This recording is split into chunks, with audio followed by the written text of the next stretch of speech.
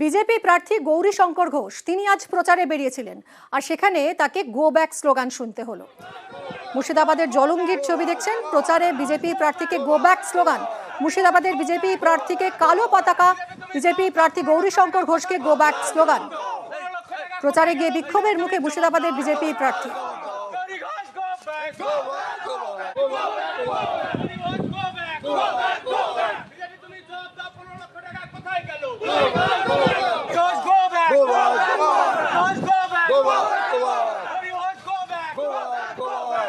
প্রণব রয়েছেন আমাদের সঙ্গে, আরো বিস্তারিত জানাবেন। প্রণব, কারা এরা যারা কালো পতাকা দেখালো, গো ব্যাক স্লোগান দিল? দেখো, এরা এলাকায় তৃণমূল কর্মী হিসাবেই পরিচিত বলে কিন্তু দাবি করছে, এবং আজকে সকালবেলাতে মুর্শিদাবাদের লোকসভা কেন্দ্রের বিজেপি প্রার্থী গৌরীশঙ্কর ঘোষ তিনি জলঙ্গির গৌরীপুর এলাকাতে প্রচার করছিলেন। সেই সময় বেশ কিছু যুবক তারা কালো পতাকা নিয়ে তারা গো ব্যাক স্লোগান দিতে শুরু করে, এবং রীতিমতো ভাবে প্রার্থী যে গৌরীশঙ্কর ঘোষ তাকে গো ব্যাক স্লোগান দিয়ে দিতে শুরু করে এবং কালো পতাকা দেখাতে থাকেন। তখন কিন্তু জলঙ্গি থানার পুলিশ এসে পরিস্থিতি নিয়ন্ত্রণে নেয়। তারপর কিন্তু গৌরীশঙ্কর ঘোষ তিনি প্রচার চালিয়ে গিয়েছেন যথারীতিভাবে।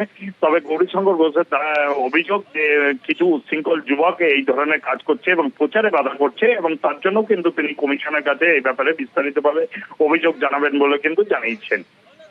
অনেক ধন্যবাদ।